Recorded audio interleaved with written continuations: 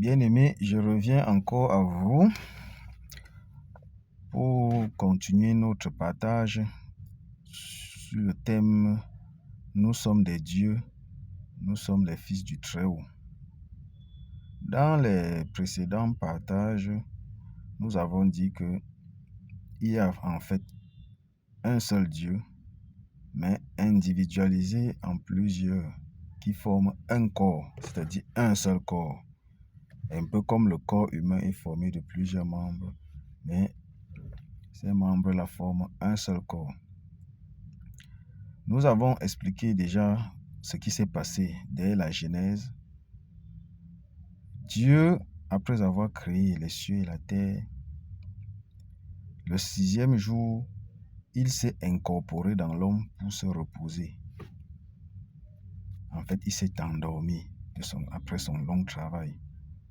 Et c'est à partir de là que l'homme animal s'est mis à opérer dans le chaos, c'est-à-dire dans le désordre, dans ce qu'on appelle, la Bible appelle le ténèbre. C'est-à-dire qu'il y a effectivement une activité, mais ça ne mène à rien. C'est ça qu'on appelle les ténèbres ou bien le chaos dans la Bible. Ça ne veut pas dire qu'il n'y a pas d'activité tout court. Il y a une activité, mais qui n'a pas de but. Qui n'a pas de but. Donc ainsi, la Bible, Jésus-Christ n'est pas quelque chose d'historique. Jésus-Christ est en fait une révélation de nous-mêmes. Jésus-Christ, c'est un messager qui vient nous dire qui nous sommes vraiment et ce qui s'est passé avant, afin que nous ayons la révélation et revenir là où nous étions, c'est-à-dire à la divinité. C'est pour ça que lui-même, il disait, Seigneur, j'ai terminé l'œuvre que tu m'as donnée et je reviens à toi reprendre la place que j'avais avant la fondation du monde. Qu'est-ce qui s'est passé avant la fondation du monde? Nous étions tous Dieu en Dieu, formant un seul corps, donc Dieu le Père est la tête et nous sommes les membres. C'est ce que Éphésiens 2 dit aussi. Ensuite, nous avons décidé d'étaler notre divinité, de nous faire connaître à notre propre création. Éphésiens 2, verset 19 le dit, afin que les dominations et les autorités dans les lieux célestes connaissent aujourd'hui par l'Église la sagesse infiniment variée de Dieu. Nous voyons donc que Dieu a voulu se faire connaître à sa création d'une certaine manière, en s'incorporant dans un animal, dans un humain, en se dépouillant de tout, devenant un simple serviteur, obéissant et se revêtant à la fin de sa gloire pour revenir à lui-même, donc pour s'unir à Dieu le Père.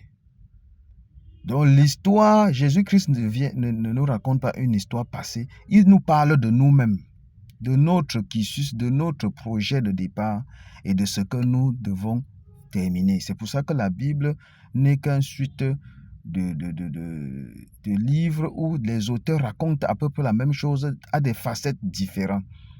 Si on prend par exemple le cas de Daniel raconte Nebuchadnezzar, qui était un roi qui est devenu fou. Il a oublié qu'il était roi, il a mangé les herbes comme un animal.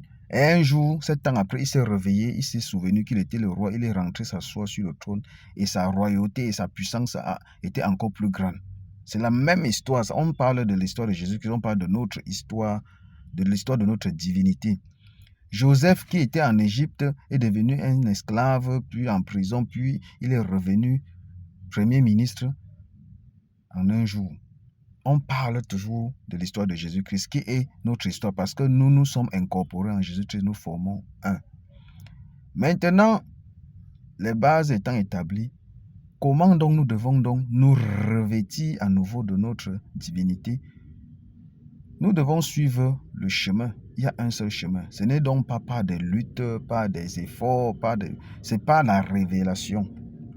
Comme Jésus-Christ nous l'a montré qui est le chemin, Lui, il était Dieu comme nous, sauf qu'il est Dieu la tête. Il s'est dépouillé, ça c'est Philippiens, on lit dans Philippiens chapitre 2 et chapitre 4. Il s'est dépouillé lui-même, devenant un simple serviteur, un simple homme animal. Puis il a obéi et puis il a été souverainement élevé et a rejoint un rang au-dessus de tous les rangs et s'unissant à Dieu le Père pour former le même Dieu qu'il était au départ. Et c'est notre histoire qui est racontée. Nous devons donc nous approprier de cette histoire et la vivre maintenant. Parce que nous devons, la Bible dit dans Romains chapitre 5, 17, que nous devons régner dans ce monde. Le règne et la domination, c'est pour Dieu. C'est pour ça qu'il dit, faisons l'homme à notre image, à notre ressemblance, afin qu'il domine. C'est le Dieu, c'est l'homme Dieu qui domine. Ce n'est pas, ou bien disons plutôt, c'est le Dieu homme qui domine. Ce n'est pas le contraire. Les efforts, les luttes, ça ne marche pas. C'est pourquoi au départ, nous avions dit que nous sommes des dieux ayant une expérience humaine. Contrairement à ce que nous avons cru au départ, que nous étions des hommes qui pouvons avoir quelques expériences divines, l'onction, la puissance. Non. Et à chaque fois que tu crois ça, tu ne peux donc pas t'élever puisque tu vas rester homme. Si tu es homme, tu vas rester homme. Or, la Bible dit à un principe, tu deviens ce que tu crois. Si tu crois que tu es un homme, tu seras un homme. Tu vas retourner homme. Si tu crois que tu es un pécheur, tu vas pécher. Mais si tu crois que tu es saint, tu vas te sanctifier. Que celui qui est saint se sanctifie encore et que celui qui est souillé se souille encore. Ce sont les principes spirituels. Tu deviens ce que tu crois. Tu retournes d'où tu viens.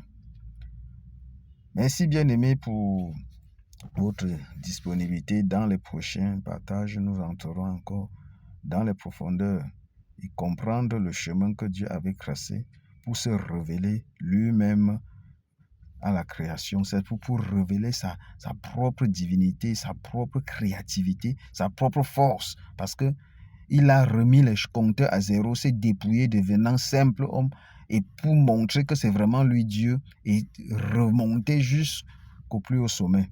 Et c'est ça notre histoire, et c'est ce que nous devons être, c'est ce que nous devons faire.